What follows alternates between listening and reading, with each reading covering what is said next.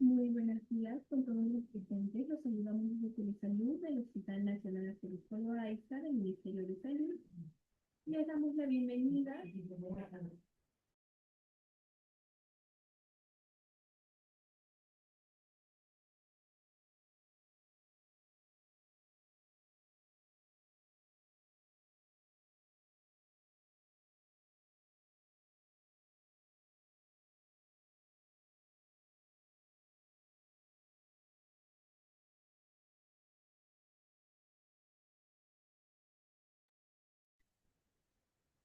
Muy buenos días con todos los presentes. Los saludamos desde Telesalud del Hospital Nacional Arzobispado AISA del Ministerio de Salud para darles la bienvenida a la TLF de hoy titulada Depresión en niños y adolescentes, dirigida por la licenciada Liz Rosario León, psicóloga del Servicio de Salud Mental del Hospital Nacional Arzobispado AISA.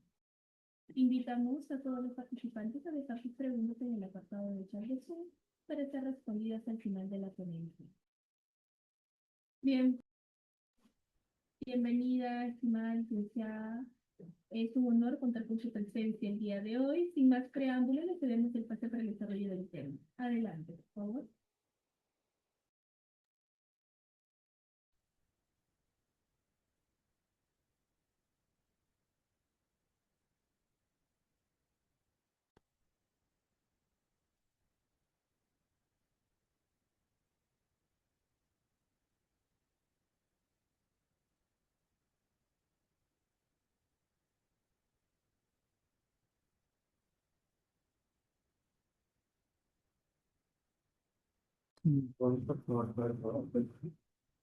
A ver, buenos días. Ahora sí se me escucha, sí se logra escuchar. Muy bien, gracias. Bien, buenos días. Gracias por la presentación. Como bien lo mencionaron, soy la licenciada Liz Rosario León, psicóloga de aquí del Servicio de Salud Mental, ¿sí? Psicóloga que atiende al área, específicamente a niños y adolescentes. Bien, hoy 13 de enero se está conmemorando el Día de la Lucha contra la Depresión. Y pues es un día muy importante como para poder nosotros conocer acerca más de este trastorno, ¿no? Específicamente, pues es un trastorno que no solamente lo padecen las personas adultas, nosotras las personas adultas, sino también, evidentemente, hay casos en niños y adolescentes y ahora en estos tiempos con mucha más intensidad y con mucha más frecuencia. Bien. Voy a hablar sobre algunos datos estadísticos. Muy bien. Bien, podemos decir de que aproximadamente el 5% de los adultos van a padecer en algún momento lo que es la depresión, ¿sí? A nivel mundial, se calcula que 280 millones de personas padecen efectos o síntomas de la depresión y aún alrededor de este porcentaje, 700 aproximadamente millones de personas, llegan a tener lo que es una decisión o tienen a tendencia a tener lo que es ideación suicida, ¿no?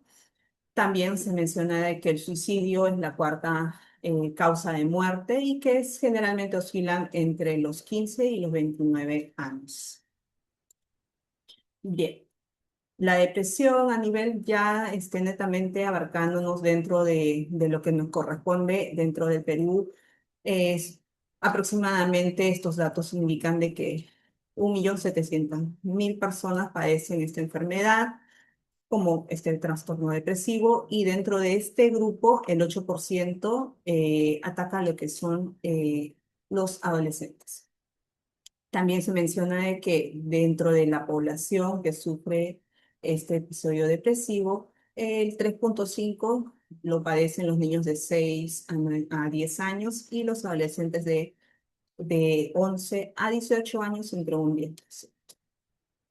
Bien, aquí el día de ayer se publicó en el diario La República eh, un artículo sobre los casos de depresión en el Perú. Mencionan que aumentaron en un 15% con un comparativo del año pasado, ¿no? Y se da más frecuente en mujeres y jóvenes que son los más afectados con esta sintomatología.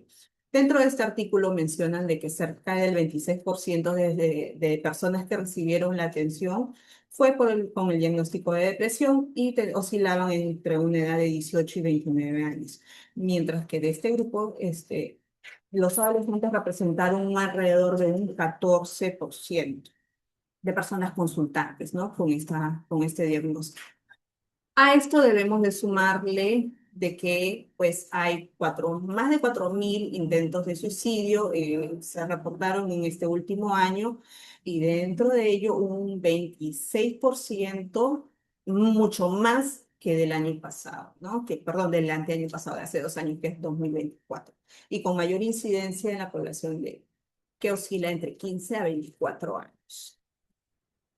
Muy bien, para hablar de depresión, tenemos que tener en claro, no les voy a hablar mucho con términos técnicos porque sé que hay personas que nos están escuchando y probablemente hay algunos padres de familia que están tratando de conocer y tratar de, pues, de investigar más sobre esta temática, ¿no?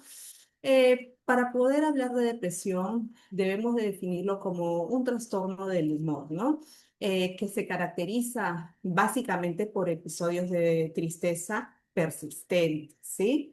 Existe también irritabilidad, existe anedonia, que es la pérdida de interés o placer para disfrutar las cosas, ¿no? Y también existen síntomas físicos y cognitivos que van a afectar el funcionamiento diario de la persona que está padeciendo. Yo les voy a ir explicando posteriormente a qué me refiero con síntomas físicos y con síntomas cognitivos, ¿sí? Pero cabe resaltar que tiene que tener una duración mínima de 2 semanas para lograr el diagnóstico y tiene que tener una sintomatología según algunos manuales indican como por ejemplo de la clasificación internacional de enfermedades, que es el CIE-10 que manejamos aquí en el hospital, indican tiene que estar persistente dos síntomas de las que yo les voy a ir explicando, y según el DSM-5, que es básicamente es un manual psiquiátrico, indican presencia de 5 síntomas antes, ¿no? Ahora, para decir depresión y para hablar y tener ciertas dudas, ¿será que mi hijo o mi hija está padeciendo este trastorno? Debo de tener en cuenta de que solamente la depresión no es sinónimo de tener una tristeza pasajera. Aquí hay que tener mucho cuidado porque cuando uno dice depresión, automáticamente la emoción que se relaciona es la tristeza. Pero hay que tener cuidado porque una persona puede estar triste por algún evento, pero ¿cuándo se convierte en depresión? Cuando esto persiste por un tiempo prolongado, que puede ser más de 2 semanas. Un niño o una persona podemos estar tristes porque pues perdimos algo valioso, perdimos algún objeto, o nos disgustamos con alguna amistad, pero si esto se prolonga y persiste durante el tiempo, podemos desarrollar síntomas de depresión. Sí, hay que tener en cuenta. Bien. Bien. A tener en cuenta estos aspectos. Ya. Ok. Como les decía, en el caso de los niños, es esperable que pues, los niños tiendan a sentirse tristes, desanimados, por ahí con un estado de ánimo pues, deprimido, aislado, ¿no? Entonces, puede ser de alguna manera que ellos se sientan así bajo un evento o bajo unas circunstancias, pero debemos de preocuparnos si esto, como les mencioné, esto se mantiene durante un periodo largo de tiempo. Como les dije, mínimamente tiene que tener 2 semanas de tener estos síntomas. Aquí, algunos datos específicos, ¿no? Estos síntomas los he categorizado en síntomas afectivos, síntomas físicos y síntomas cognitivos. Dentro de los síntomas afectivos podemos describir, como les dije, recuerden, presencia de 2 a más síntomas en estas dos síntomas, ¿no? Existen lo que es el humor triste, deprimido o irritable. Hay una, pues, variación, ¿no? Frente a lo que no es usual. De repente mi niño tiene o mi adolescente tiene un estilo de personalidad o de carácter distinto, pero si esto se persiste, hay un cambio, ya es una señal. Mi niño de repente era más alegre, pero de un momento a otro no me di cuenta que ha sufrido o padeció algún evento pues, que le haya causado estrés y cambia de manera repentina, entonces ya debo de tener en cuenta que algo está pasando, ¿no? El humor triste, la incapacidad para experimentar placer o satisfacción, ¿no?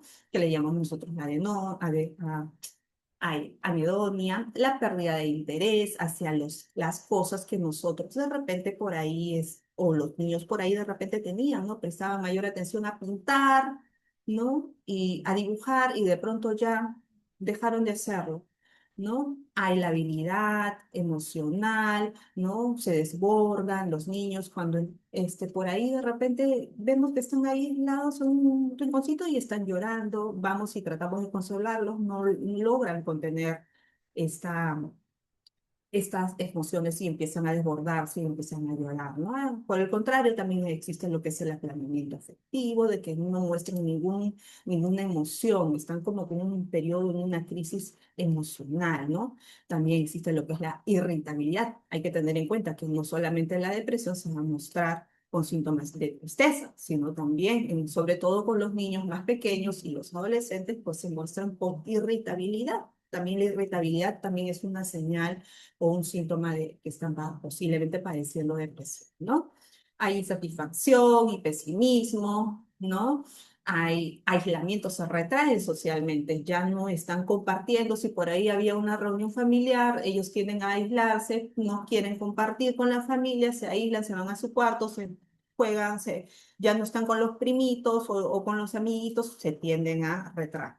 Y también se puede decir que ahí existen síntomas de ansiedad y sobre todo de angustia, el no saber tener temor al futuro, ¿no? ¿Qué es lo que va a pasar? Ahora, dentro de los síntomas físicos podemos mencionar que hay un retraso motriz, ¿no? Que es generalmente nosotros nos damos cuenta porque ya los padres dicen, no, mi niño antes corría, jugaba, estaba por aquí, por allá, y ahora ya lo veo que está más calmado, como que ya ha cambiado, ya no está, ya no es el niño o el adolescente que está inquieto por aquí, por allá, sino que ya está como que más pesado, no realiza, no va de un lado para el otro. Y por el contrario, también lo que es, aumenta lo que es la inquietud motora, ¿no? Por ahí de repente está de un lado al otro, realmente pues no está controlando el estado emocional, ¿no? También puede haber disminución de la energía, mostrarse fatigado y cansado, ¿no? Hay alteraciones del apetito, en algunos casos hay aumento de apetito, ¿no? Comen más de lo que usualmente y a cada rato están pidiendo comer, comer, comer, ¿no? O por el contrario, también hay una pérdida, ya no quieren, dejan de comer. Si mi niño comía antes su porción que le daba, ya dejan de comer, ¿no? No tienen mucho apetito, ¿no? También hay alteraciones del sueño, insomnios, no pueden dormir, están hasta las 11, 12 de la noche y piensan los papás que es de repente porque se está portando mal, pero no es así, sino que no concilian el sueño porque están sobrepensando en ese evento, ¿no? Y por el contrario, también se despiertan súbitamente en la madrugada y muchas veces dicen, tengo en consulta, cuando los padres me dicen, psicóloga, mi hijo, mi hija se despertó y viene constantemente en la madrugada y viene y me dice, mamá o papá, tengo miedo, tengo temor, y yo digo que es una mala conducta porque ella no era así, ¿no? Entonces ya es un indicador de que probablemente también por algo está sucediendo este cambio, ¿no? Hay que tener bastante en consideración. También hay molestias inespecíficas, físicas inespecíficas, como por ejemplo dolores de estómago, dolores de cabeza, náuseas, etcétera, ¿no? Y activación autonómica, básicamente pues que hay una especie de irregularidad en el tema de nuestro sistema nervioso se activa, empezamos a tener, o empiezan a tener palpitaciones en el corazón, la respiración se vuelve mucho más agitada, hay un aumento de presión y todo esto, ¿no? Dentro de los síntomas cognitivos Podemos mencionar que hay una disminución en la concentración, sobre todo se ven en los temas escolares, ¿no? Que si mi niño antes o mi niña antes rendía adecuadamente, tenía un rendimiento promedio en el colegio, pues baja el nivel de atención concentración porque se aboca mucho más a sobrepensar sobre ese evento específico que le está produciendo este síntoma, ¿no? Disminución en la capacidad para almacenar información, se olvidan o están un tanto desconcentrados, despistados, ¿no? Hay indecisión para tomar sus propias, para encontrar la resolución de algunos problemas, ¿no? Tienen como que esa inseguridad. También existen distorsiones cognitivas. Básicamente se abocan al tema de temor a la soledad, pensamientos repetitivos en los cuales tengo miedo a quedarme solo, tengo miedo a que te mueras, papá, mamá, ¿qué pasaría si yo me muero? Un sentimiento de vacío, un temor al vacío, ¿no? Y pues sentimientos también de culpa, porque yo me siento así, estoy haciendo sufrir a mi familia, ¿no? Mis padres están preocupados y yo me siento culpable porque yo no quiero estar así, pero no sé qué me está pasando, ¿no? Baja el nivel de autoestima, hay ideas de inutilidad, no sirvo para esto, no sirvo para nada, los demás son mejores que yo, ya no quiero, tiendo a compararme con el resto, ¿no? Sobre todo esto va en el tema de los adolescentes, ¿no? Es mucho más predispuesto en el tema de esta sintomatología. Hay una baja autoestima, pensamientos repetitivos de manera de corte negativista, ¿no? Ideas de muerte y también pues se concretan en algunos casos en suicidio, ¿no? También existen lo que son conductas autolesivas, que ahora se está viendo mucho más, ¿no? Que desencadenan el tema de lastimar mi propio cuerpo, cortándome, ¿no? Para disipar, entre comillas, el dolor, ¿no? Es una forma de que ellos, que los adolescentes y los niños están mostrando como para canalizar el dolor, la frustración o el pesar que ellos tienen, que de una manera errada, ¿no? Que no han aprendido todavía a gestionar sus emociones, ¿no? Y ideas, pues, pesimistas, ¿no? Con respecto al tema de la muerte.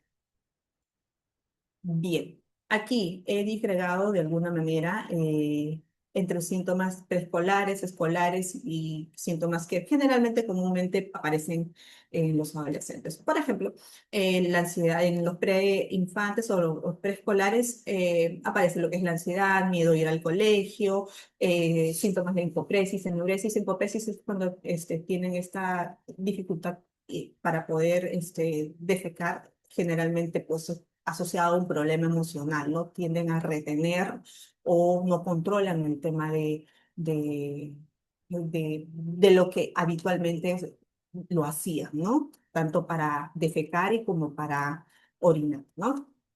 Su semblante es muy triste, a veces es indiferente o inexpresivo, hay una falta de socialización, ya no salen a jugar, ya no comparten con los demás amiguitos, ¿no? Ya no salen al patio de juegos a jugar, hablan poco, no se relacionan, hablan con un tono de bajito, disminución del tema de la alimentación, aparentemente sin causa, ¿no? Hay síntomas de somatización como dolores de cabecita, los niños manifiestan eso, me duele la cabeza, me duele el estómago, de repente cada vez que quiero ir al colegio, si el evento traumático que pasó y que está generando el tema y sosteniendo el tema de la depresión sucedió en el colegio, dicen, pues no, mamá, me duele la cabeza, no quiero ir, mamá, me duele el estómago cada vez que voy al colegio, no quiero ir, entonces es porque están tratando de evitar, ¿no? Existe irritabilidad y rabietas frecuentes, no quiero ir, no, no, no, no, no quiero, no quiero, no quiero, y pues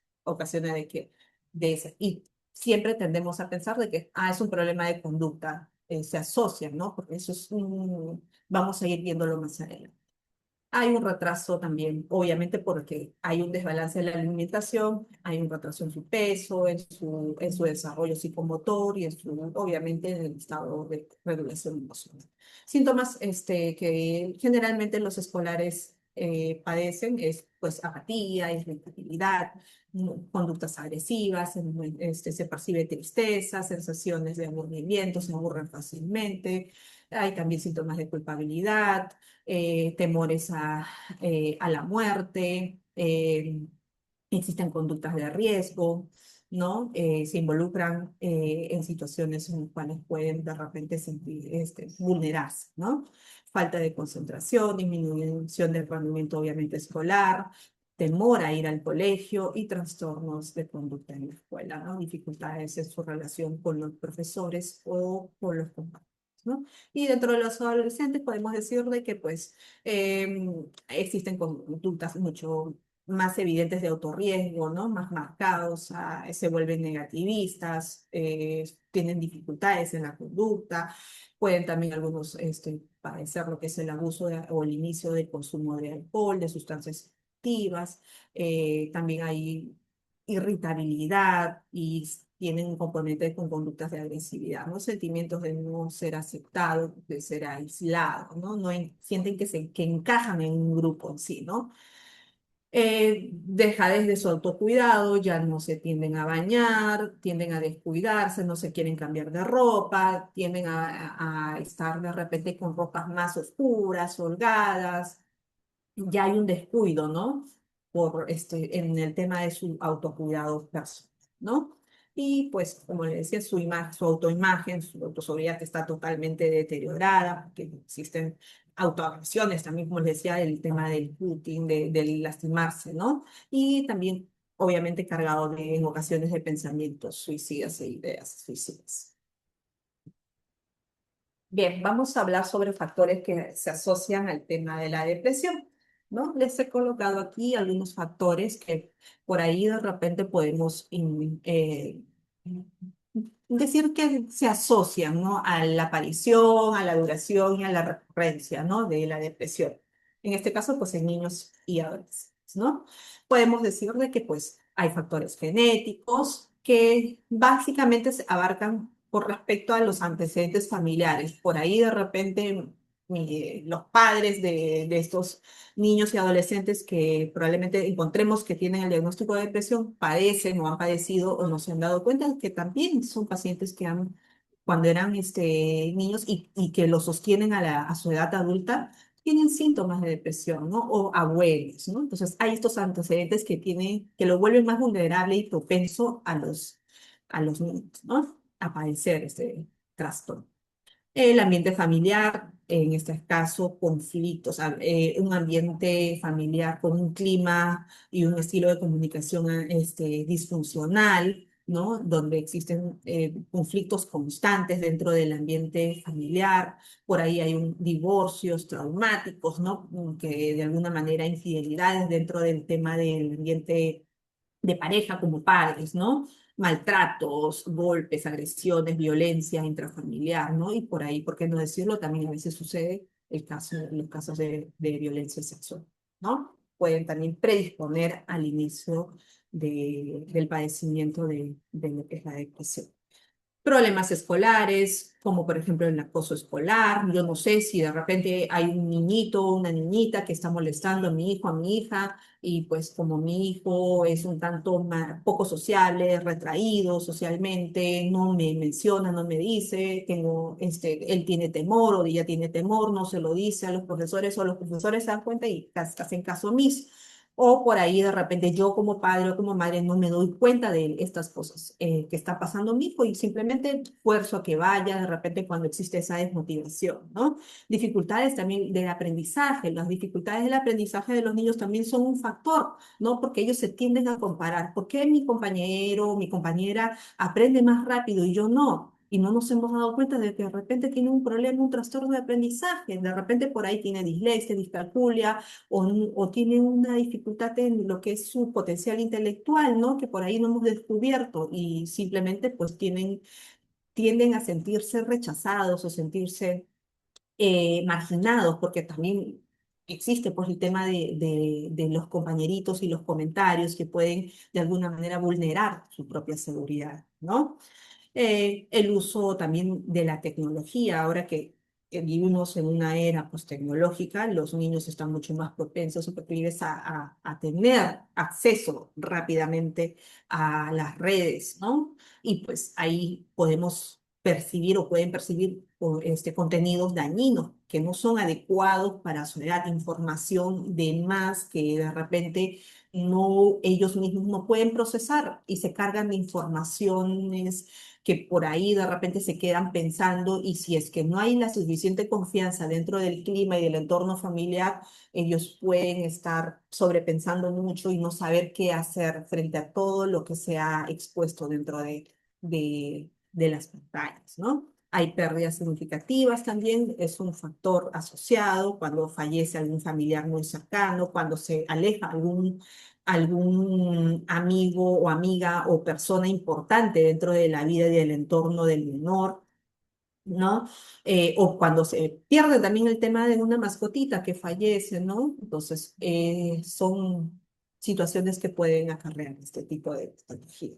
Y bueno, factores neurobiológicos que básicamente pues son por desequilibrios entre los neurotransmisores, ¿no? Que son que cada uno de nosotros de manera personal, pues, eh, con un adecuado funcionamiento, pues se trabaja de una manera coordinada dentro de nuestra capacidad, pues, ¿no? De nuestra misma anatomía de cada uno y cuando hay alguna alteración dentro de estas neurotransmisores importantísimos que, como la serotonina o la dopamina, que nos ayudan a regularnos y nos ayudan a estar estables emocionalmente, pues hay esta desregulación pues también, por eso que un factor predisponente también es el tema de la misma, cómo nosotros mismos sintetizamos este tipo hay este desequilibrio también, ¿no?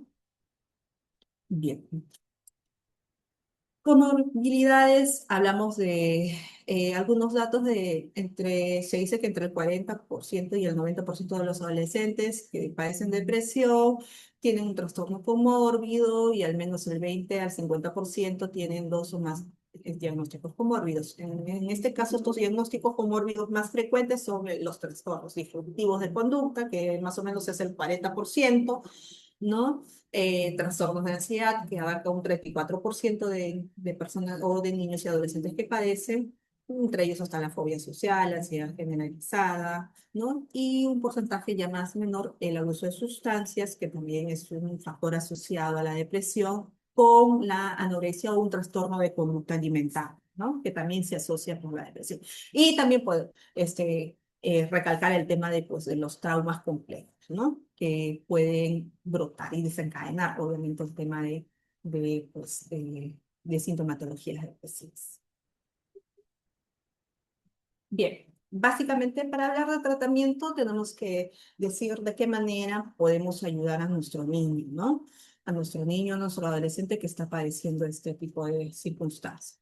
Bien, existe lo que es aquí para poder intervenir y poder trabajar y tratar a un niño o adolescente con esta sintomatología depresiva, se tiene que realizar mediante un trabajo multidisciplinario, no solamente psicología, sino también se tiene que trabajar de la mano con psiquiatría infantil o neuropediatría, ¿no? Que es el neurólogo pediátrico que nos ayuda también básicamente a trabajar este tipo de padecimiento. Bien, obviamente cuando hay muchos mitos, muchos temores y circunstancias de que pues existe este tipo de yo no lo quiero llevar, solamente voy al psicólogo porque yo no quiero medicar a mi hijo, pero va a depender mucho del nivel y del grado de sintomatología depresiva, porque hay casos que sí van a requerir medicación, ¿no? Y la medicación se tiene un estigma muy marcado porque piensan los papás que son drogas, que no, que van a generar adicción a mi hijo, van a cambiar la personalidad de mi hijo, se va a volver más dependiente frente a ellos, y no es así. Esto es por un corto y periodo de tiempo, hasta lograr la estabilidad de cada paciente. Luego ya se le va dejando el tema de la medicación, no hay que tenerle miedo. Por eso, como le decía, va a depender del grado de padecimiento y el nivel de depresión que está padeciendo, ¿no? Y la terapia o la psicoterapia individual y familiar. Se tiene que trabajar no solamente con el menor, sino también con la familia. el trabajo con el menor es distinto porque no es igual trabajar con un adolescente que trabajar con un niño de 4, 5, 6 años. El trabajo de los terapeutas, nosotros los terapeutas tiene que ser un manejo distinto, ¿no? Y adaptarnos de acuerdo a las necesidades de cada niño y de qué orilla o qué ha originado el tema de la sintomatología, ¿no? Es importante trabajar y pues engranar la tema de psicoterapeuta a los familiares, en este caso a los padres o a los cuidadores, porque van a ser pues un factor de protección para ellos, cambiar el sistema, si es que hay dificultades dentro del entorno familiar, cambiar el sistema, la dinámica, el estilo de comunicación que ellos, que ellos interactúan dentro de este entorno familiar, ¿no? Y pues hay que ayudarles también a entender por qué padecen o por qué está padeciendo esta sintomatología el menor. Hay que ayudarles a los padres a entender mediante la psicoeducación, ¿no? Es importante que los padres conozcan cuál es el porqué. Aquí abarca mucho el análisis funcional del tema del origen de esta conducta, ¿no? De esta dificultad que están padeciendo. Y ver el tema de qué es lo que originó, cuáles fueron las consecuencias y qué está manteniendo, qué conductas siguen manteniendo para que este sintomatología depresiva aún continúe en el menor. Entonces hay que tener en cuenta y hay que trabajar de la mano con la familia porque van a ser su soporte emocional. Bien, bueno, aquí he colocado algunos mitos, no me deja ver la primera, pero el primer mito, pero bueno, se dice que los niños no se deprimen, ¿no? Entonces, porque el primer mito es que los niños no se deprimen, son demasiado pequeños, no entienden la naturaleza, ¿no? De una depresión. ¿Cómo un niño va a estar deprimiéndose? Y no es así. Ya hemos visto de que también los niños desde muy pequeñitos también tienen este padecimiento y no hay que omitir estas cosas, ¿no? El otro mito es solo una rabieta, ¿no? Ya va a pasar, déjalo así. Y no, señores, no va a pasar. Ninguna sintomatología depresiva pasa, no es pasajero. Esto es algo que es continuo, ¿no? Y se tiene que trabajar, porque si no, vamos a generar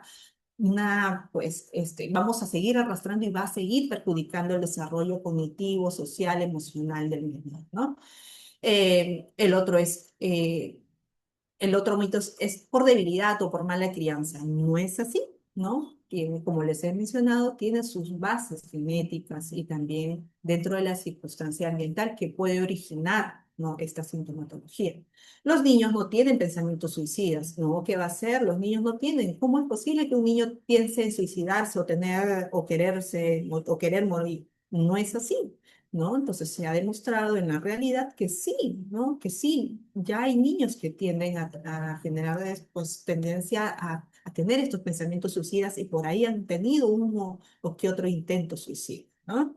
Se curará solo si la ignoramos, no hay que prestarle atención. Conductas negativas, si no les prestamos atención, desaparecen. No es así, porque no es solo una conducta de portarse mal, una mala conducta, sino es una sintomatología, es un síntoma que persiste, ¿no? Y no podemos ignorarlo, sino vamos a generar dificultades, como le decía, va a generar dificultades el menor a lo largo de la vida, ¿no? Y la terapia es una pérdida de tiempo, los medican en exceso, por las puras los medican, llevo al hospital y todo es medicación, y no es así. La terapia es efectiva y es adaptada de acuerdo a la realidad de cada niño. Y pues como le dije, la medicación es un complemento, ¿no? Para poder ayudar al niño si es que lo requiere y amerita el caso.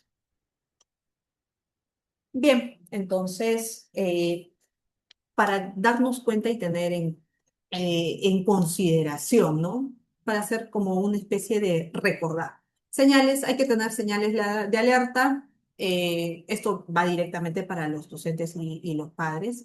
¿Cuáles son las señales de alerta? A nivel emocional, pues tristeza persistente, llanto frecuente, irritabilidad, desesperanza, ellos expresan y dicen, nada me sale bien, los demás lo hacen mejor, yo no soy bueno, soy un tonto, no, no, pues, tantos pensamientos que pueden surgir. A nivel conductual, se aíslan, se retraen socialmente, hay una pérdida de interés por las actividades que realizaban anteriormente, hay un bajo rendimiento o cambia el tema de su rendimiento escolar de una manera repentina, ¿no? Dentro de los cambios físicos hay cambios en su apetito, aumento, disminución del apetito y del sueño, hay quejas por dolores frecuentes de cabeza, me duele el estómago, tengo náuseas y todo lo demás. Y de manera cognitiva es dificultad para concentrarse, para atender, presencia de pensamientos negativos y baja autoestima y baja lo que es la seguridad.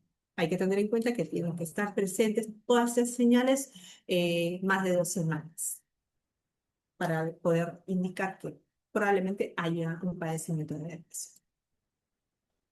Bien, el no actuar a tiempo puede traer y acarrear dificultades mayores, ¿no? Como por ejemplo que esta depresión no sea un corto y no se trabaje rápidamente, sino que esto se haga más crónico, ¿no?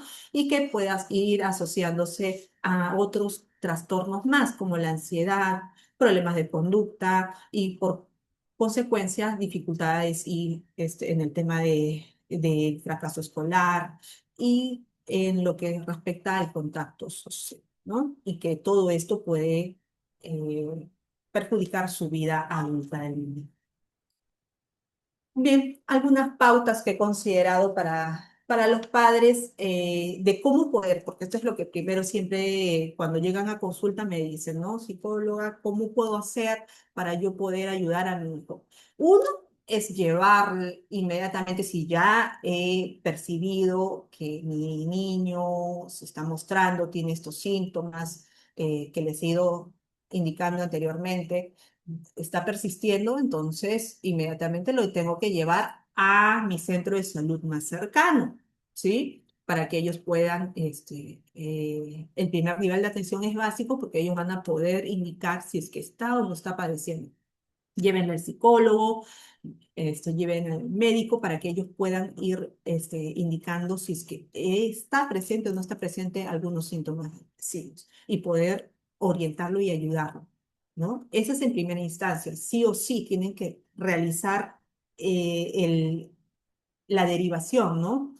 A estos centros de salud para que ustedes como papás puedan ayudar. Ese es el primer paso vital. Mientras que sucede todo ello, ya tienen su primera consulta, les dan algunas pautas y todo lo demás, ustedes en casa pueden ir también trabajando a la par, ¿no? Una de esas pautas que yo les voy a dar es que puedan ustedes indagar qué está pasando, ¿no? Con su niño, ¿no? Preguntar, siempre es importante cómo se sienten, ¿no? Hay que hacerlos sentir que son escuchados, ¿no? Hacerlos sentir que yo me doy el tiempo, ¿no? Para poderme sentar con mi hijo, con mi hija y poder escuchar sin juzgar lo que me van a mencionar, ¿no?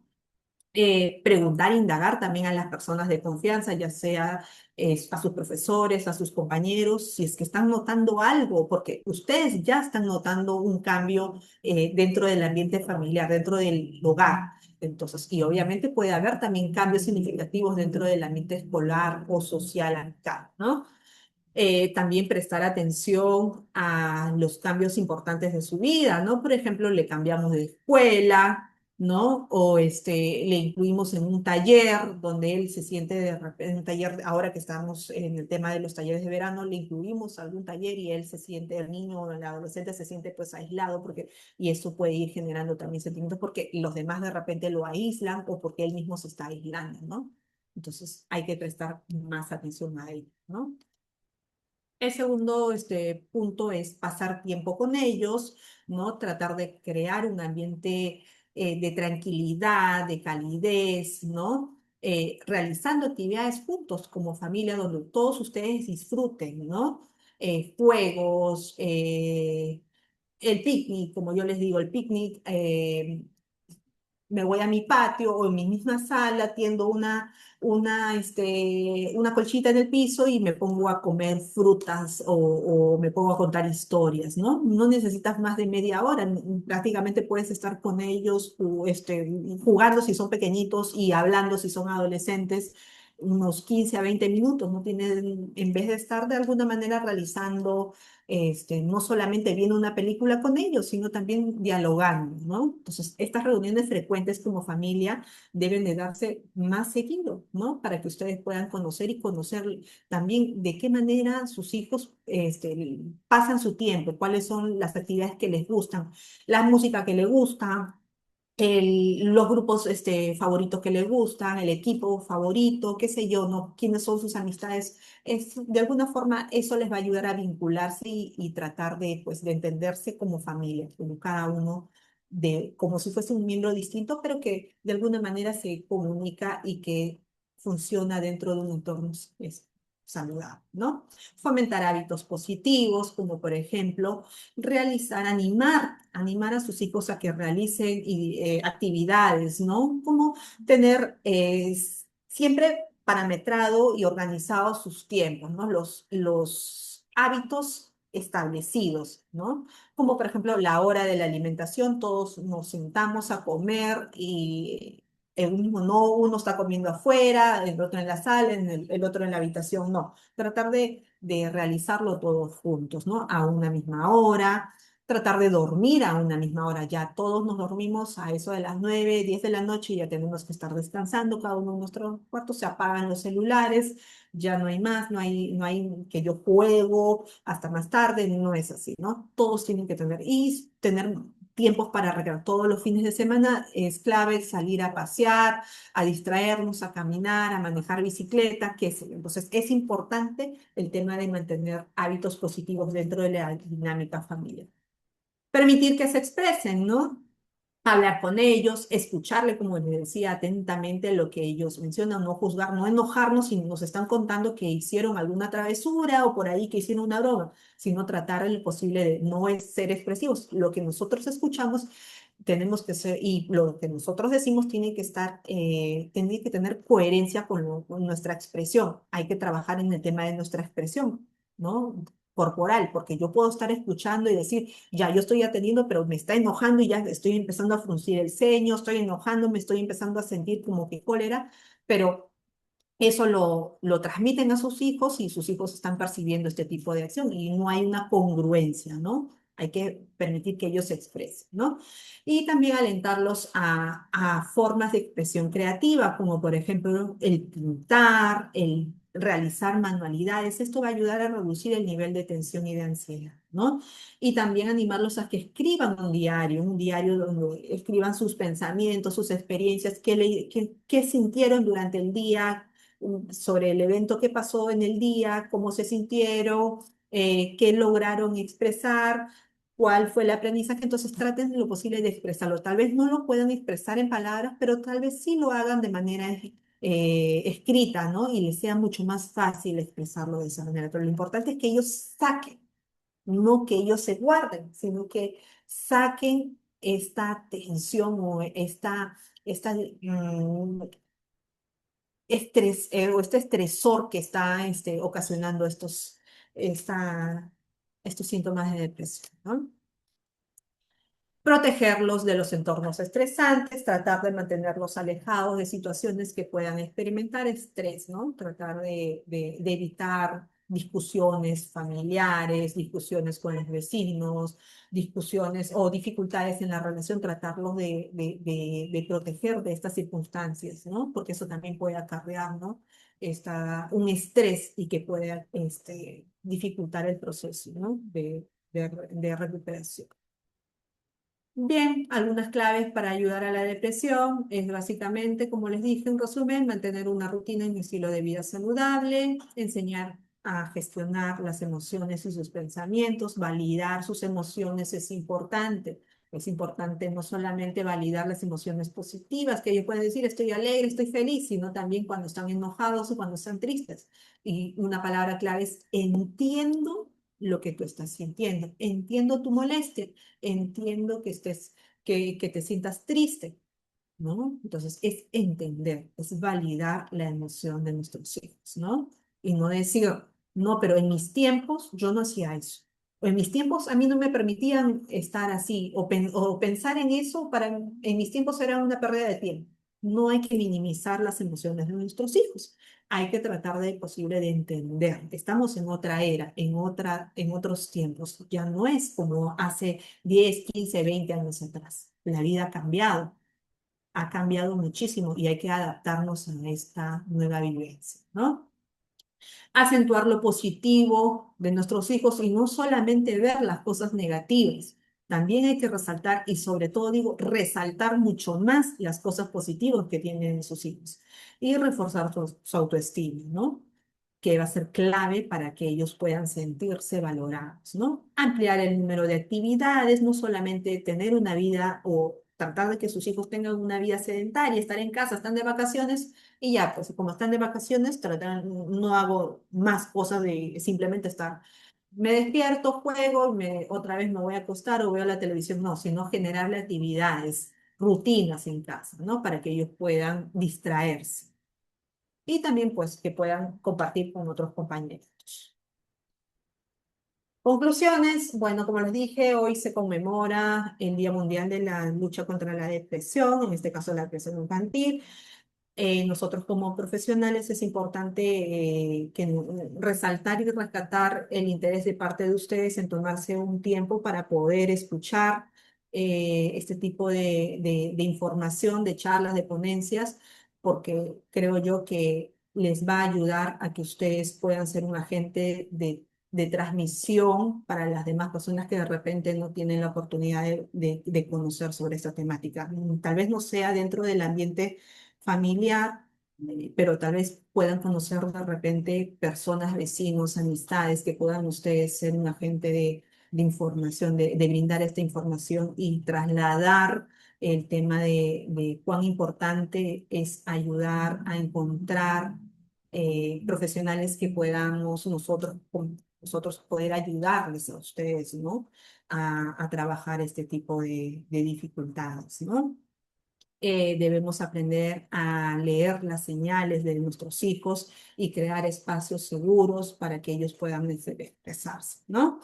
La depresión, recuerda que la depresión infantil y del adolescente es real y afecta a más niños y adolescentes de lo que nosotros pudiésemos imaginar, ¿no? Detectar a tiempo puede cambiar la vida de nuestros hijos, ¿no?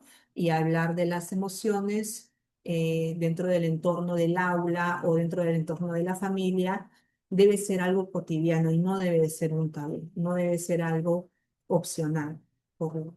Debe ser un continuo, debe ser algo habitual, ¿no? Validar sus emociones de ustedes y sobre todo las de sus hijos.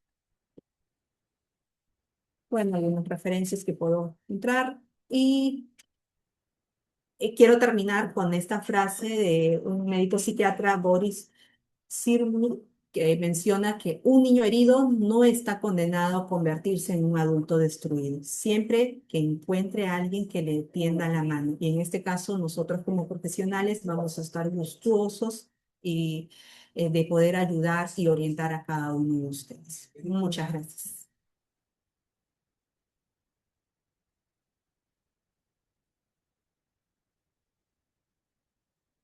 Muchísimas gracias y felicitaciones, licenciada Rosario León.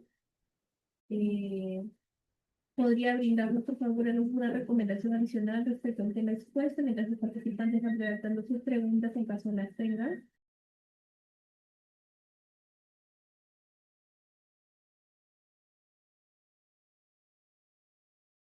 ¿Logró escucharme, licenciada? La verdad, estoy escuchando bajito, no los escucho muy bien, no sé qué es lo que me están comentando, disculpen. Disculpe, licenciada, ¿me escucha mejor ahora? A ver. Bien. ¿Tendrá alguna recomendación adicional respecto al tema expuesto el día de hoy?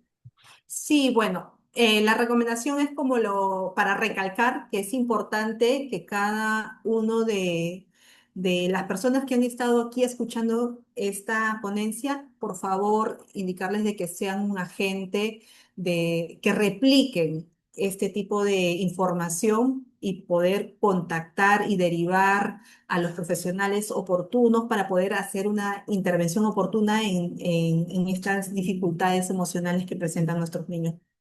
Eso sería mi recomendación y nosotros, confiar en nosotros, los profesionales. En mi caso, como psicóloga, estamos dispuestos para poderlos ayudar y los esperamos aquí en el hospital, ¿no? En el Hospital Weiss.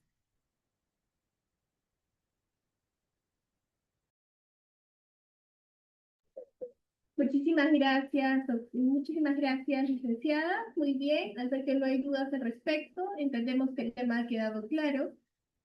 A continuación, por favor, les pedimos que se mantengan en sala para continuar con la ponencia del día de hoy por el Día Mundial de la Lucha contra la Depresión.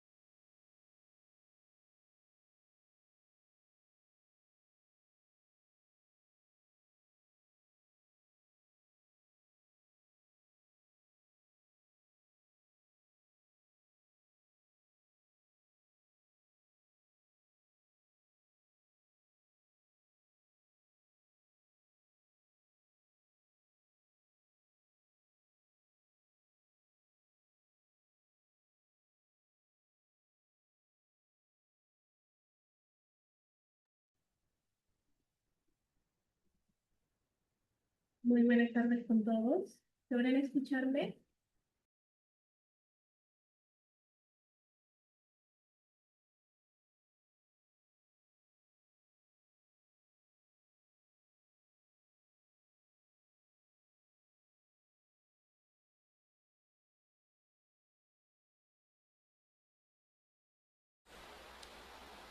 ¿Qué tal, psicólogo Herbacio? ¿Me escucha?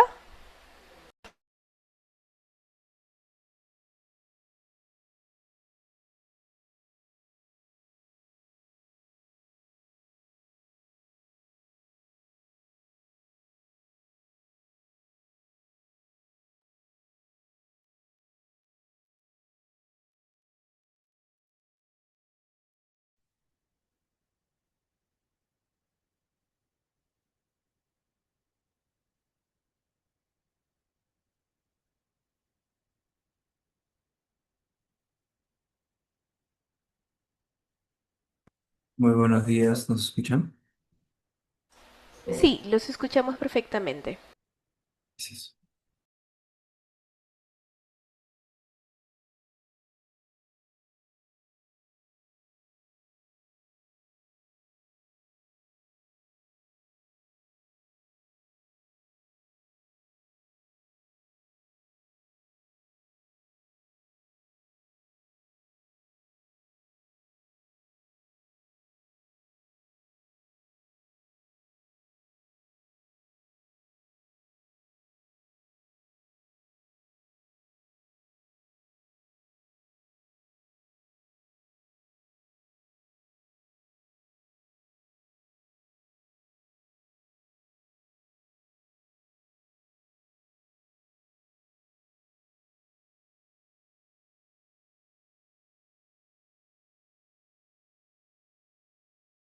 Abre.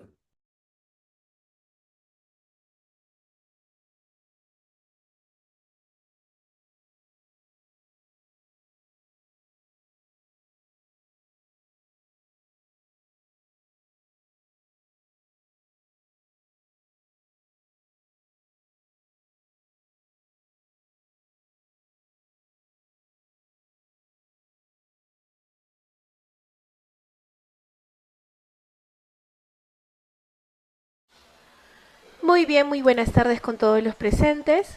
Vamos a dar inicio a la Tele-IS de hoy. Les damos la bienvenida desde Telesalud del Hospital Nacional Arzobispo Loaiza del Ministerio de Salud. La Tele-IS de hoy, el tema que vamos a tocar el día de hoy es abordaje psicológico de la depresión, dirigida por el licenciado Edwin Herbacio Pérez, psicólogo del Servicio de Salud Mental del Hospital Nacional Arzobispo Loaiza.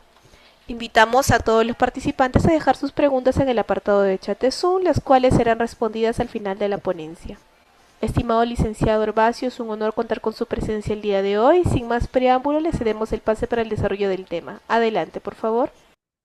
Muchas gracias por el pase. Tengan ustedes muy buenas tardes en esta gran oportunidad. Les saluda el psicólogo Edwin Herbacio Pérez.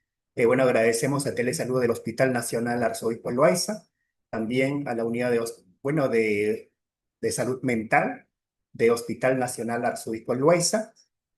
Vamos a iniciar un conversatorio acerca del tema abordaje psicológico de la depresión. Bueno, el día de hoy es una fecha importante de reflexión, sobre todo en la lucha contra la depresión.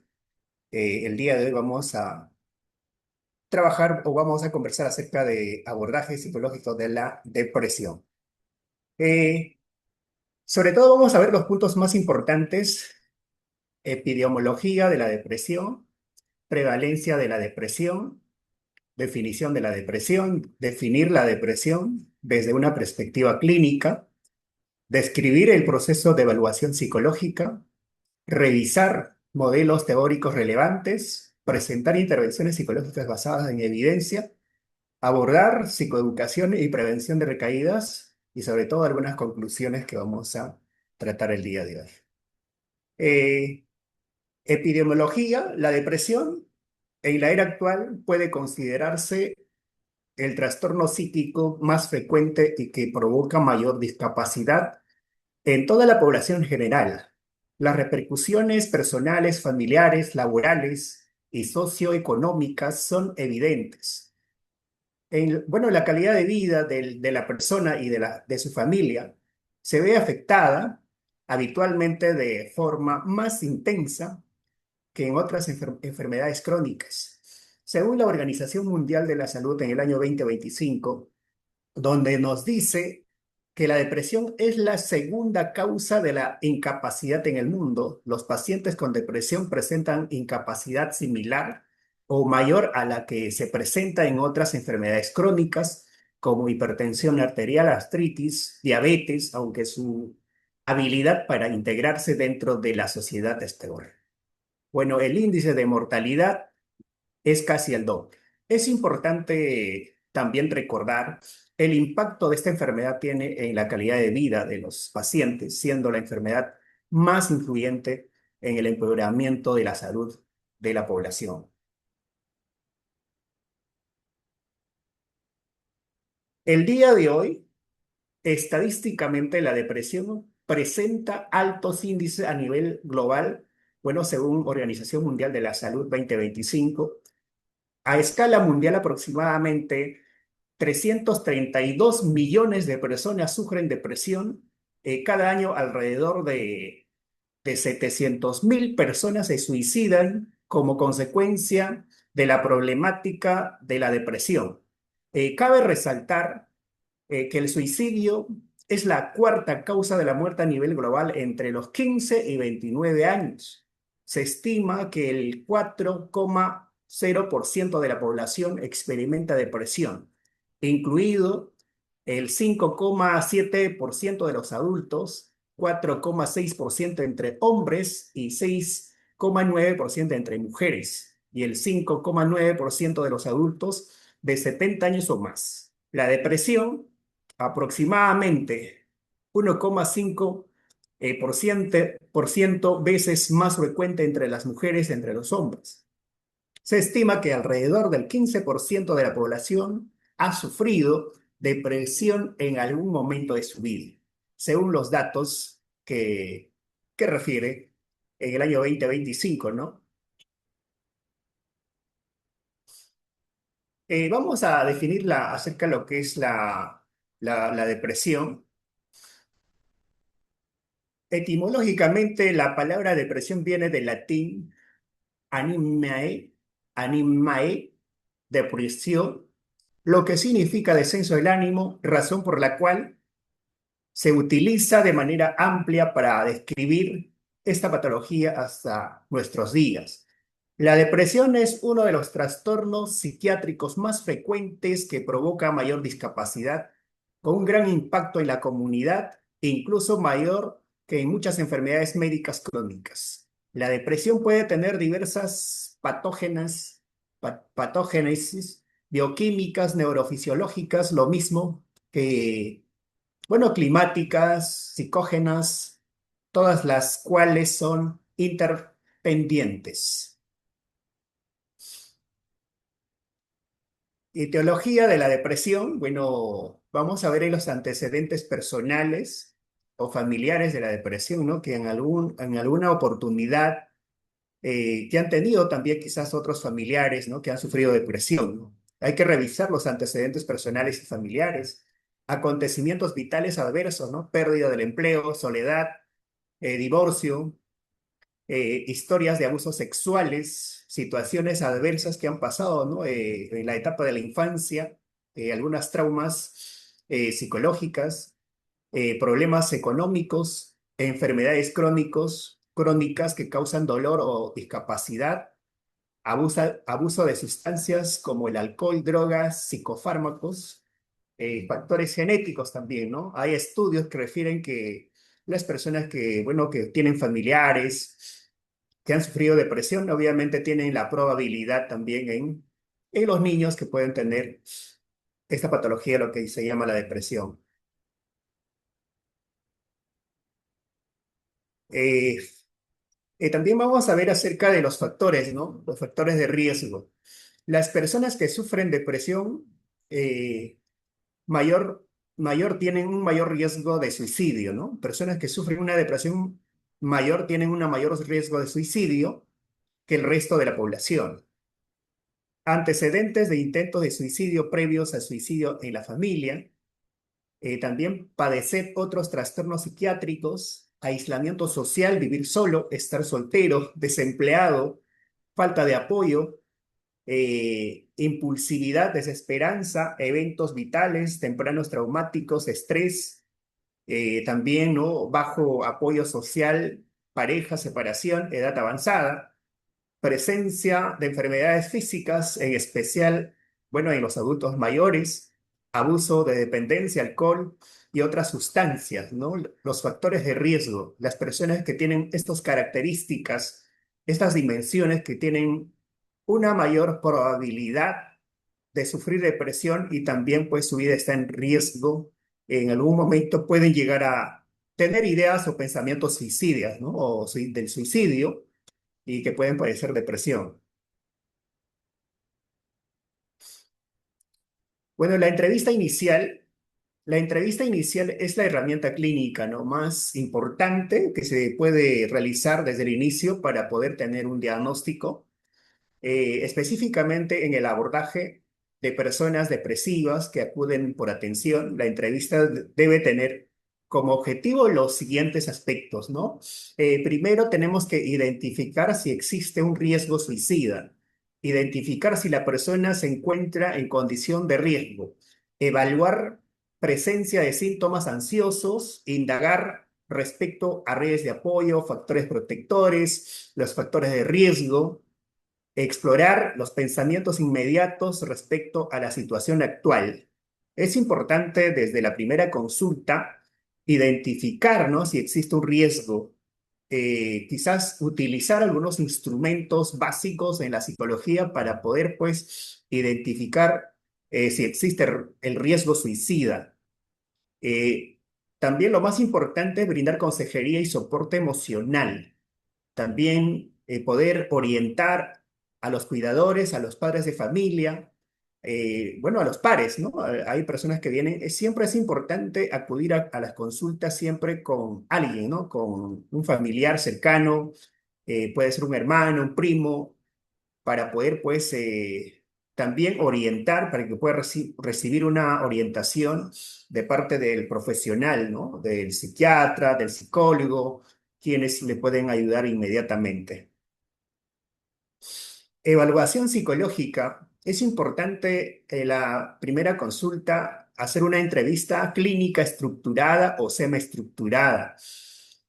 Bueno, revisar la historia del problema y el curso temporal, la enfermedad actual, ¿no? Desde cuándo se inició, los factores desencadenantes y de mantenimiento, uso de escalas e instrumentos psicométricos, también evaluación del riesgo suicida y para ver, ¿no? comorbilidades. Es importante entonces nosotros como psicólogos clínicos que debemos tener en claro y debemos utilizar algunos instrumentos que nos permita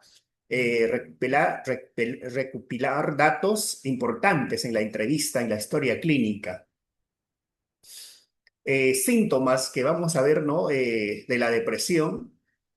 Los síntomas de la enfermedad se puede agrupar en tres categorías. Bueno, síntomas emocionales que podemos identificar como tristeza, humor deprimido, falta de interés, sentimientos de culpa e ideas de suicidio. En la B, síntomas de ansiedad, falta de concentración, rumiación obsesiva, ¿no? Con pensamientos negativos, irritabilidad, excesiva preocupación por la salud, alteraciones psicomotoras, ansiedad o también algunas fobias o miedos que puede presentar el paciente con depresión. Síntomas somáticos, falta de energía, molestias digestivas, alteraciones del apetito, alteraciones del sueño, dolores y mialgias, ¿no? La persona que puede tener.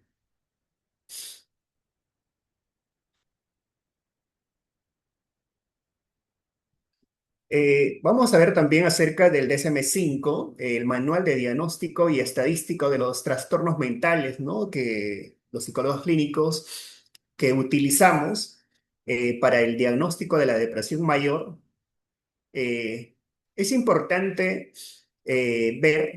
saber si el Estado, bueno, algunos de los durante el periodo del tiempo, ¿no? De los días, durante un periodo dado de 2 semanas, uno de ellos debe ser el estado de ánimo deprimido o pérdida de interés o placer. Estado de ánimo deprimido la mayor parte del día, disminución importante del interés o el placer de las actividades, ¿no? Anteriormente, pues, hacía sus actividades con mayor motivación y actualmente ya una persona que se aísla, se encierra a su cuarto, ¿no? Pérdida importante de peso sin hacer dieta o aumento de peso, e insomnio, hipersomnia casi todos los días, agitación o retraso psicomotor casi todos los días, fatiga, también sentimientos de inutilidad o culpabilidad excesiva, disminución de la capacidad para pensar o concentrarse, pensamientos de muerte recurrentes, ¿no? Según el manual que podemos nosotros ver para poder, ¿no?, ver algunos síntomas. Criterios también de diagnóstico según el CIE-11 actualizado. También tenemos que ver los síntomas autonómicos del episodio depresivo que puede ser calificado como leve, moderado o grave, ¿no?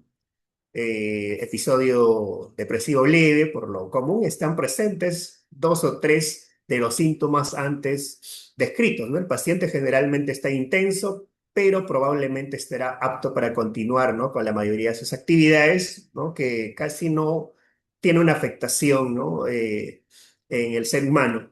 Episodio de depresión moderado, por lo común, están presentes cuatro o más de los síntomas antes descritos en el paciente, probablemente tenga grandes dificultades para continuar realizando sus actividades cotidianas, ordinarias, ¿no?, básicas.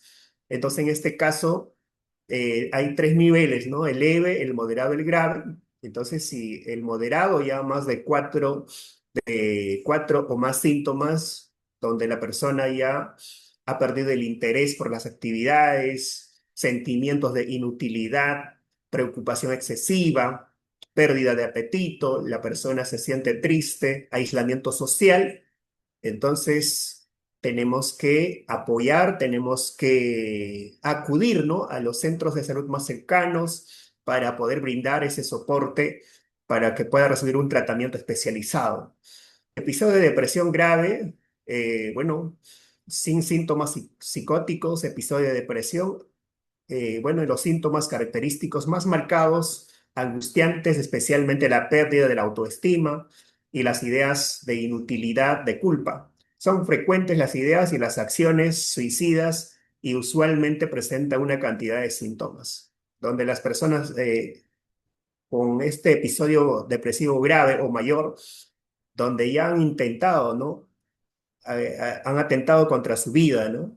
Tienen ideas recurrentes de suicida, ¿no? Actualmente han perdido el interés por las actividades, la persona se sienten totalmente mal.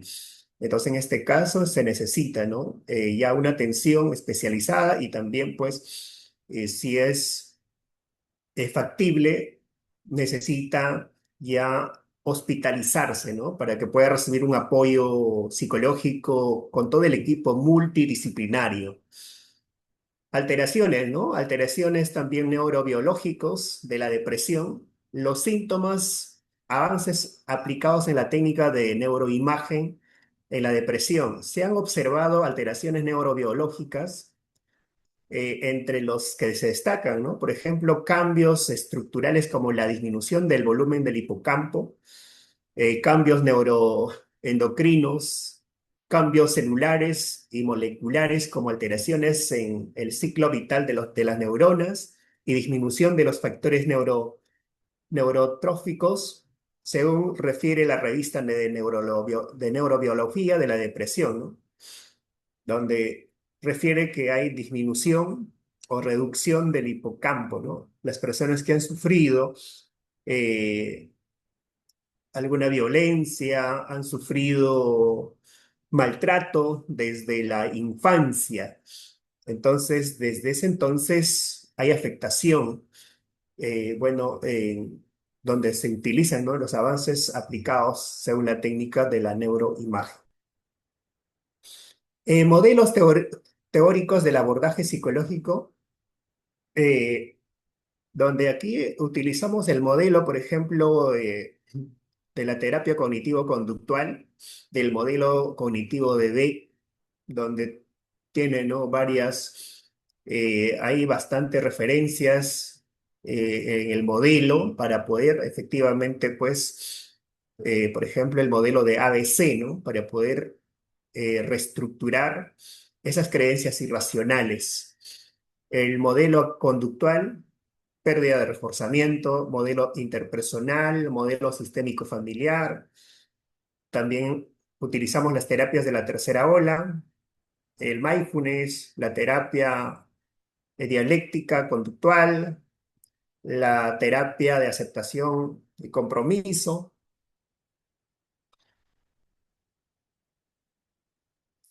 Eh, También podemos aquí ver, bueno, la integración de la información de la evaluación identificar, ¿no? Identificar, bueno, hay que, la formulación del caso, ¿no? Pero lo primero, lo que tenemos que, bueno, integración de información de la evaluación, identificación de factores predisponentes, precipitantes o protectores, hipótesis sobre el mantenimiento del problema, establecimiento de objetivos terapéuticos, plan de intervención individualizado. Bueno, intervenciones, lo que se podría plantear, bueno, en este caso, la terapia cognitivo-conductual, como más conocido como la TCC, como tratamiento de la primera línea, efectivamente para la depresión.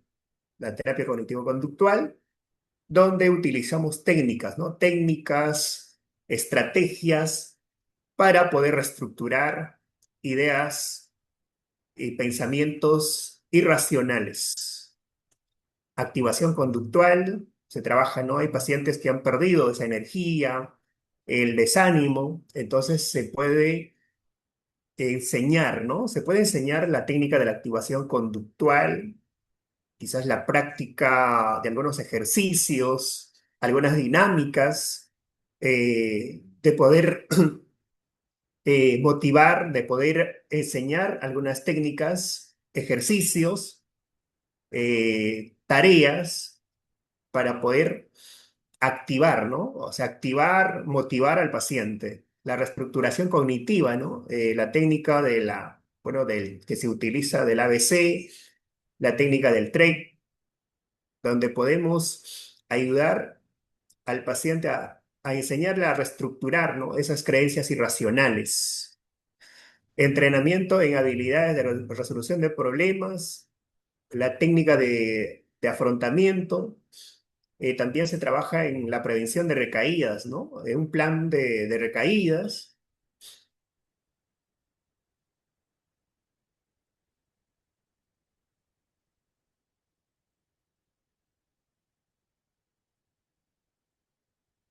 Vamos a también enseñarle, bueno, registro de actividades y emociones, programación de actividades agradables, identificación de pensamientos automáticos y negativos, el cuestionario socrático, tareas para casa y automonitoreo, donde utilizamos técnicas para poder enseñar diariamente en casa para que pueda pues organizarse, para que pueda desarrollar algunos ejercicios, actividades, para que pueda concentrarse, para que el paciente pueda estar pues con actividades, ¿no?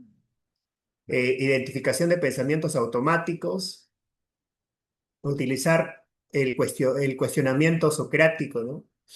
Si el paciente tiene una creencia irracional que no valgo nada, por ejemplo, un caso, ¿no? Un paciente donde dice, me siento inútil, no sirvo para nada. Actualmente nadie me quiere, nadie me acepta. Entonces, podemos utilizar la técnica del debate socrático, ¿no? Entonces, en la terapia lo que se puede ayudar de poder, pues, enseñarle con algunas preguntas, ¿no? Preguntas abiertas. ¿Dónde está la evidencia? Eh, si esto no fuera así, ¿cuál sería la conclusión? Entonces, ayudarle con algunas preguntas abiertas para que el paciente pueda tener un pensamiento más flexible o reestructurar esas creencias automáticas, ¿no? Por un nuevo creencia más racional. Tareas para casa, es importante dejarle, ¿no? Actividades para que pueda realizar, para que pueda tener una buena retroalimentación. También trabajamos de la terapia de la tercera ola. Es importante también terapia de aceptación y compromiso. El mindfulness, atención plena, donde trabaja los cuatro sentidos, ¿no? Por ejemplo, la vista, de poder observar algún objeto, alguna imagen que tú te puedes centrar en esa imagen. y bueno, también pues el oído, donde tú tienes que escuchar con atención. También el olfato, ¿no? De poder oler quizás una rosa. Por ejemplo, cuando tú te vas a la ducha, tienes que centrarte, ¿no? En el sonido de la ducha, que el agua cae sobre tu cuerpo, disfrutar el olor, por ejemplo, del champú, del jabón. Entonces, atención plena, ¿no? Entonces, eh, centrarnos en el momento, en el hoy, ¿no? En el aquí, en el ahora, ¿no? Que trabaja una buena técnica para poder, pues, liberar, ¿no? Esos pensamientos intrusivos, esas creencias falsas que estamos pensando en el atrás, en el ayer, ¿no? Lo que pasó, a veces que tenemos sentimientos de culpa. Entonces es importante esta técnica que tiene una evidencia importante, la atención plena. Regulación emocional y tolerancia al malestar también, que trabaja bastante la terapia del DBT. Trabajo con valores personales, desfusión cognitiva, desactivación cognitiva, incremento de la flexibilidad psicológica. También la terapia de la tercera generación, donde también se utiliza la terapia o la técnica de la MDR, ¿no? Que tiene una evidencia importante que trabaja pues que para las adicciones, para temas de la depresión, ansiedad, la MDR, la desensibilización y reprocesamiento por movimientos oculares, ¿no? Que efectivamente tiene 8 sesiones, que tiene todo un protocolo de poder, pues, utilizar esta técnica que también tiene una evidencia.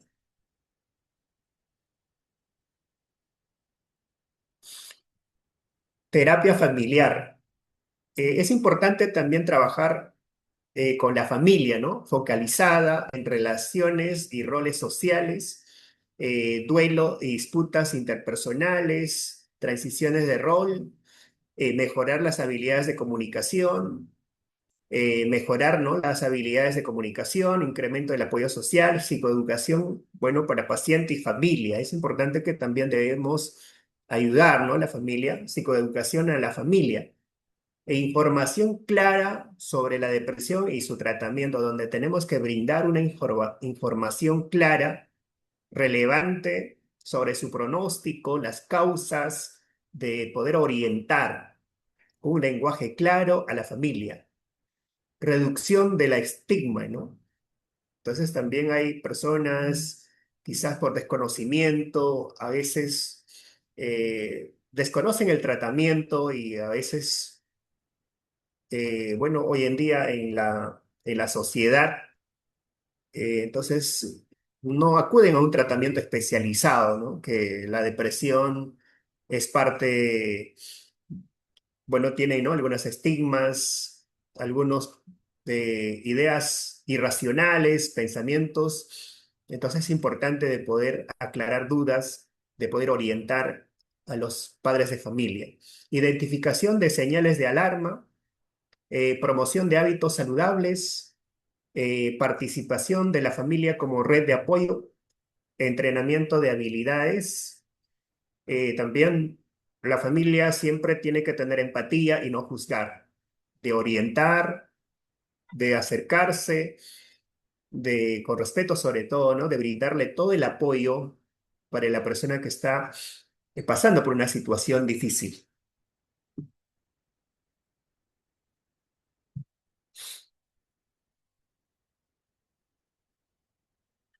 Eh, Prevención de recaídas.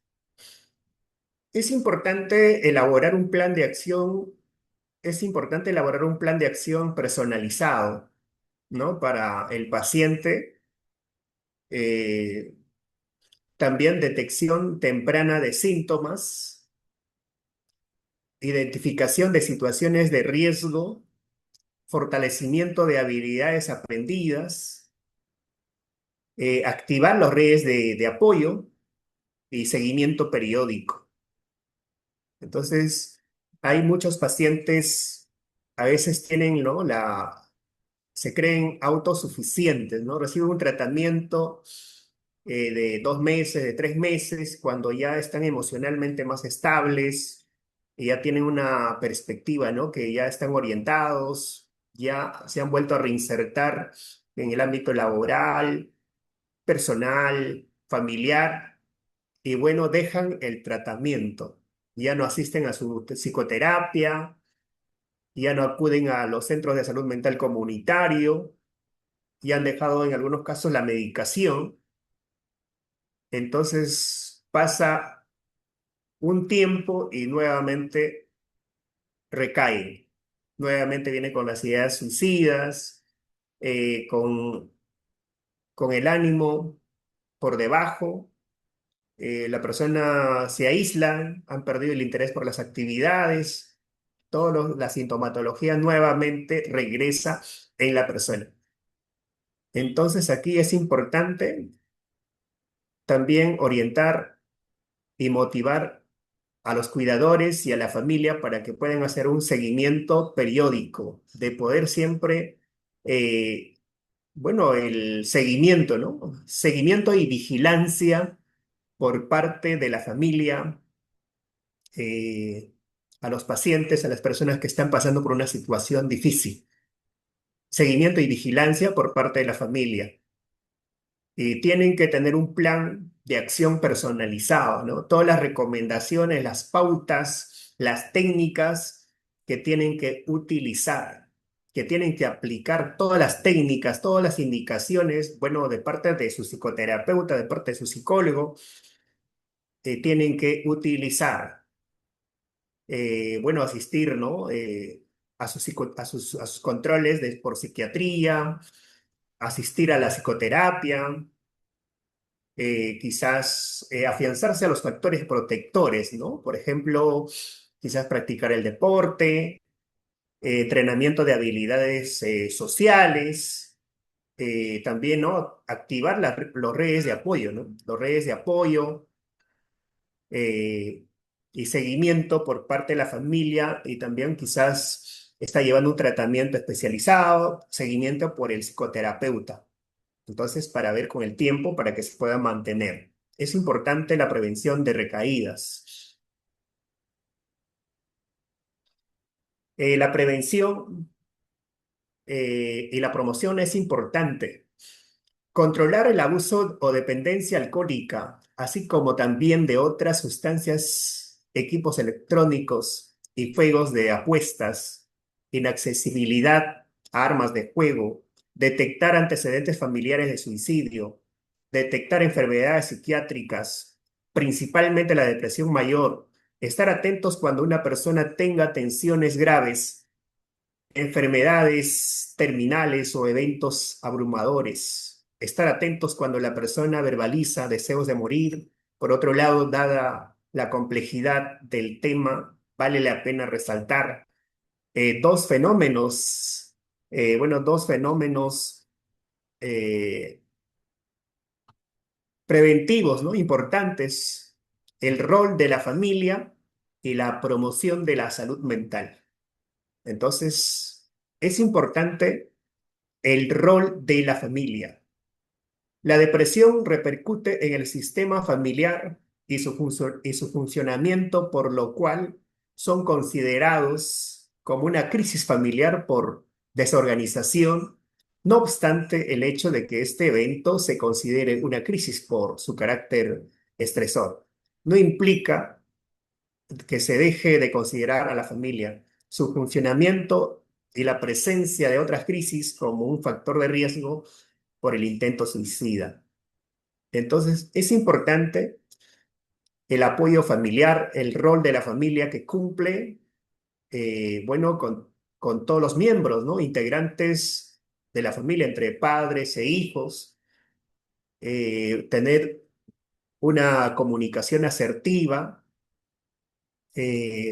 una convivencia armónica, un diálogo asertivo. eh, Siempre van a tener altos y bajos, pero es importante, ¿no? Que la familia se una, que la familia se integre. El hogar tiene que ser, obviamente, armónico, evitar todo tipo de violencia, todo tipo de maltrato, ¿no? Tiene que haber armonía, tiene que haber un diálogo, una convivencia democrático, una convivencia saludable.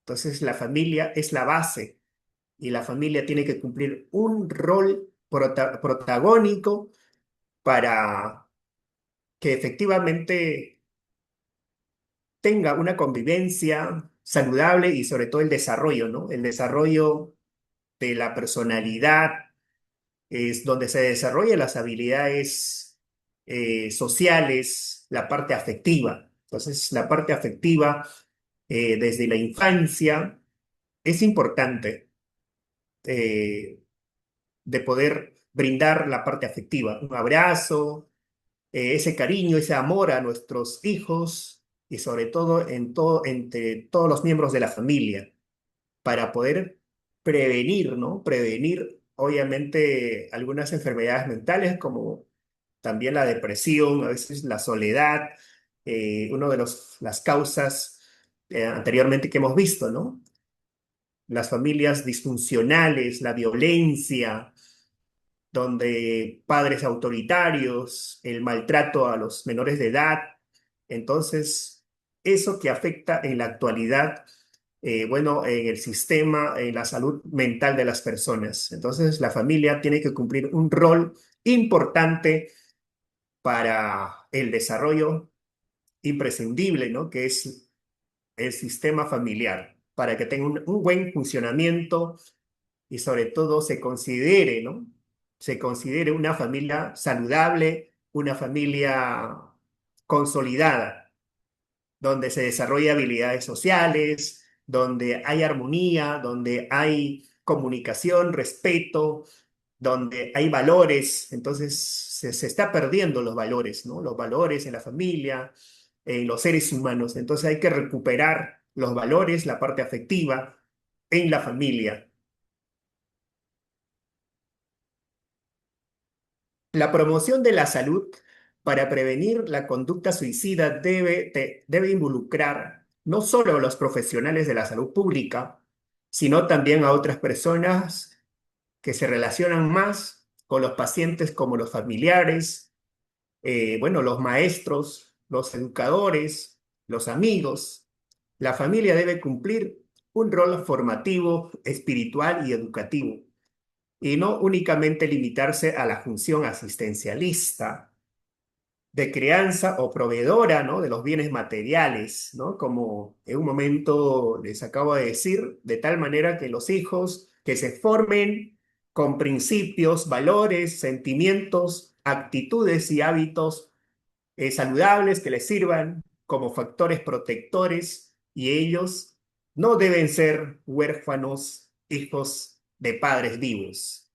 Entonces también la sociedad, el Estado y las instituciones sociales no solamente deben preocuparse por la competitividad y productividad de los bienes materiales, la construcción, ¿no? Que se ven hoy en día, pues, de ladrillos, de muchas cosas, ¿no? Superficiales, que realmente sí hay relevancia, pero su función primaria es promover los principios, valores y sentimientos superiores para el desarrollo humano, para el desarrollo personal. En el círculo social íntimo se comparte la solidaridad, el altruismo y la fraternidad, lo cual sirve de soporte para superar el dolor y el sufrimiento. La persona debe cultivar la autoestima y buscar medios para reforzarla. Entonces, es importante, ¿no? La promoción de la salud mental.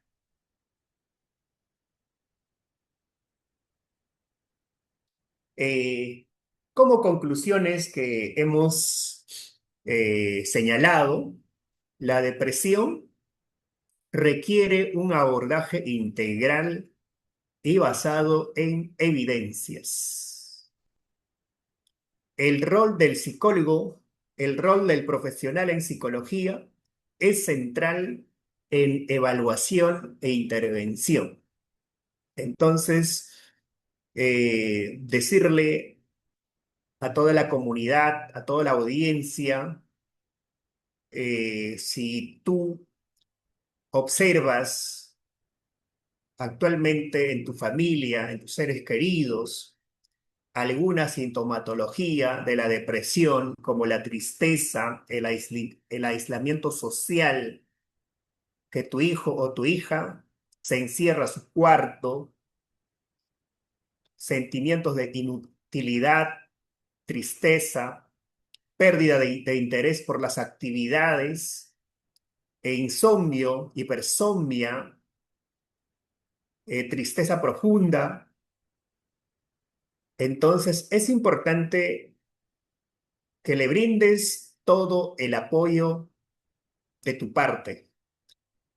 Entonces, los padres, los cuidadores, los hermanos, entonces es importante que vamos a identificar sintomatología de la depresión, de tus seres queridos, de tus amistades, en el ámbito laboral, familiar, en el ámbito académico, el ámbito laboral.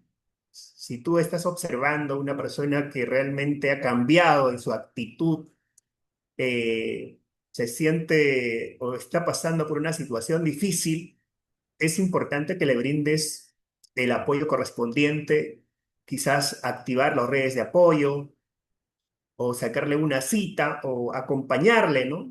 En un centro de salud mental comunitario, en un centro de salud o centros especializados como en los hospitales, ¿no? Donde actualmente ya se cuenta la unidad de hospitalización, salud mental y adicciones, ¿no? Las USHMAS, que se cuenta. Entonces, es importante que los cuidadores, los amistades, familiares, tienen que tener en conocimiento que deben brindarle ese apoyo inmediato para poder prevenir la salud mental y sobre todo estás apoyando a un ser, a una persona que lo necesita, ¿no? Un apoyo especializado, donde el psicólogo, donde los profesionales de la salud mental, donde le van a ayudar. También la terapia cognitivo-conductual y las terapias de la tercera ola muestran alta eficacia en el tratamiento, ¿no? Tiene una alta eficacia y se trabaja con evidencia. La terapia cognitivo-conductual, donde trabajamos el modelo de ABC, el modelo del TREC, trabajamos con un plan de intervención especializado, donde brindamos técnicas, estrategias, donde brindamos todo el apoyo al paciente y sobre todo también a la familia. La prevención de recaídas es parte fundamental del tratamiento. Entonces, el paciente tiene que tener, una vez que recibe el tratamiento especializado, un plan de recaídas para su mantenimiento. El tratamiento requiere, obviamente de la voluntad, sobre todo el apoyo, se requiere bastante el apoyo de la familia para que pueda ser el soporte principal. El trabajo interdisciplinario mejora los resultados. Entonces, actualmente se trabaja también para el tratamiento de la depresión mayor, personas que están sufriendo por un problema de la depresión.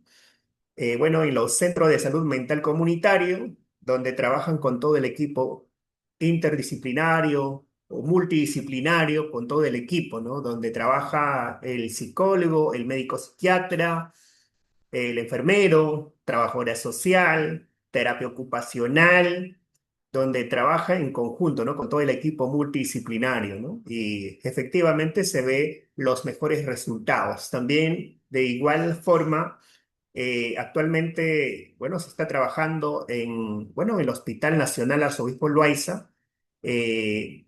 Contamos con USHMA, ¿no? Unidad de Hospitalización y Salud Mental y Adicciones.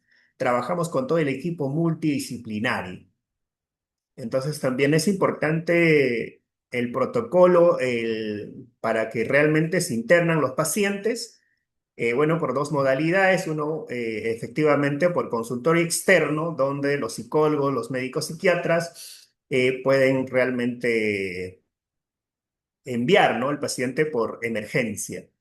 Y otra modalidad de ingreso también es por emergencia. Paciente que se encuentra o familiares que se encuentran en una situación vulnerable, eh, por depresión, intento suicida, están pasando por una situación difícil, tienen toda una sintomatología que está en riesgo su vida, de su integridad física y de los demás, están en riesgo, están bastante irritables, están bastante con los problemas, ¿no?, de la depresión, están pasando por una situación difícil. Entonces, es importante que puedan acudir por emergencia, ¿no? Por emergencia, para que puedan realmente recibir una evaluación y interconsulta psiquiatría. Y bueno, si el caso lo requiere y es oportuno, entonces pueden recibir una hospitalización, un internamiento de corto plazo, y bueno, donde en la unidad de hospitalización y salud mental y adicciones, donde se trabaja con todo el equipo multidisciplinario, donde pueden recibir un tratamiento especializado. Bueno, aquí hay algunas referencias. Bueno, en esta oportunidad, creo que con el tiempo hemos sido bastante oportunos, que hemos terminado este conversatorio acerca del abordaje psicológico de la depresión. Entonces creo que nos dio tiempo para poder responder algunas preguntas o recibir algunos comentarios por parte de todo el público, ¿no?, que ha estado atento a esta ponencia. Muchísimas gracias y felicitaciones, licenciado Herbacio. Vamos a iniciar con la ronda de preguntas. La primera consulta es cómo diferenciar cuando, cuándo tratar una depresión solo con psicología o también incluir psiquiatría. Bueno, una pregunta muy, muy relevante en este caso. Mayormente es trabajar con psicología, bueno, desde la primera, ¿no? Desde la primera línea, por ejemplo, en los centros de salud, por ejemplo, para los tamizajes, donde todas las personas tienen que pasar por tamizajes en los centros de salud, ¿no? Donde trabajan pues un psicólogo, un médico, en la primera línea, en los centros de salud, donde el psicólogo hace un tamizaje. El psicólogo detecta, ¿no?, a través de las herramientas, de los instrumentos, de los tamizajes, lo que se utiliza, bueno, de la depresión, si realmente la persona está en riesgo su vida, si la persona efectivamente necesita, no hay alteración, ¿no? Por ejemplo, ver si la depresión es leve, moderada y grave a través del instrumento del tamizaje donde se utiliza el psicólogo clínico, y si la persona necesita una intervención o necesita un internamiento, hospitalización, bueno, efectivamente se hace pues una referencia, ¿no? Desde el centro de salud, ¿no? O desde un centro de salud mental comunitario. Bueno, en un centro de salud mental comunitario trabajan todo el equipo multidisciplinario, entonces psiquiatría, psicología.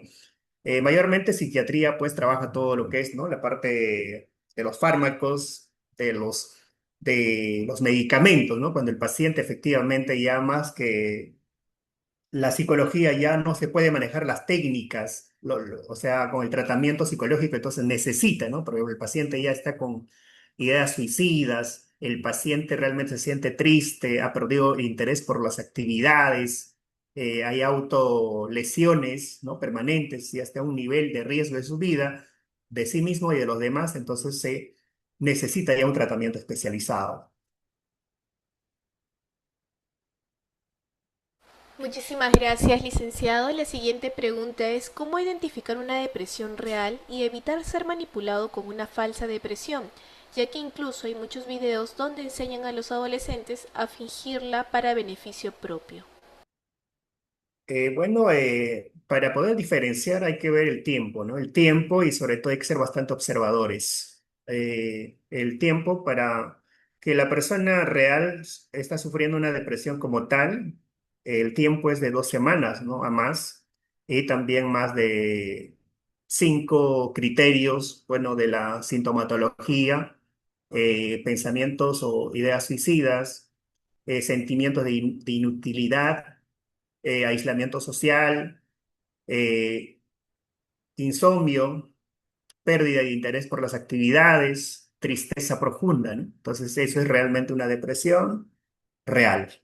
Y bueno, hay ¿no? ocasiones, hay adolescentes en muchas ocasiones, situaciones, ¿no? Como mecanismo eh, como esos factores, ¿no? Con mecanismo de defensa, utilizan, ¿no? Ciertas estrategias para el beneficio personal, ¿no? Que los adolescentes en su mayoría, en algunas ocasiones manipulan, ¿no? A los padres, utilizan, ¿no? Estrategias para poder, pues, fingir, ¿no? Esa tristeza, quizás, ¿no? Para poder salir o quizás acudir, ¿no? O sea, o liberarse de algunas tareas, ¿no? Actividades, roles que pueden cumplir. Entonces utilizan, manipulan. Entonces hay que darse cuenta el tiempo y en cuanto a las sintomatologías, ¿no? Que podemos ver. Muchísimas gracias, licenciado. Tenemos otra consulta. ¿Cuándo es necesario combinar terapia psicológica con medicación? ¿Y qué implica? Bueno, una buena pregunta, la combinación. Y siempre actualmente se trabaja con todo el equipo multidisciplinario, sobre todo en los pacientes que tienen un nivel de depresión moderado, por ejemplo, y graves, efectivamente, en los centros de salud mental comunitario, pacientes que tienen una depresión, ¿no? mayor, una depresión que ya está afectando, ¿no? su día a día, el ámbito laboral, familiar. eh, Académico, donde ya tiene afectación, ¿no? emocional, entonces ya necesita, ¿no? Necesita ya de la combinación a través de psicología, donde utiliza pues las técnicas, la terapia cognitivo-conductual, utilizamos, ¿no? un plan de intervención, el tratamiento a través de técnicas de soporte emocional, y también de la mano, pues efectivamente con el médico psiquiatra, donde trabaja con los fármacos, que también para reducir, ¿no? la ansiedad, reducir, bueno, la tristeza, ¿no? Efectivamente, la persona que está pasando. Entonces, donde el médico psiquiatra estabiliza al paciente, ¿no? Que está, pues efectivamente con mucha depresión, mucha tristeza, ideas o pensamientos recurrentes, intrusivos, pensamientos de suicidas. Entonces, el médico psiquiatra estabiliza al paciente y mientras que estabiliza, y el psicólogo trabaja a través de las técnicas, ¿no? de acompañamiento psicológico, de brindar intervención en crisis, activación conductual. Trabajamos con todas las técnicas y también entrenamiento de habilidades sociales a través de tareas y también acompañamiento a la familia. Eso es lo que trabajamos.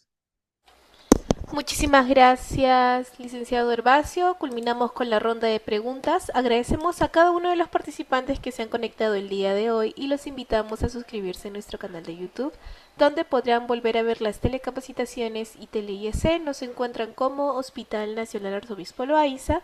Asimismo, los invitamos a escribirnos en los comentarios otros temas de interés que les gustaría que se llevaran a cabo próximamente. Muchísimas gracias por su atención y hasta una próxima oportunidad.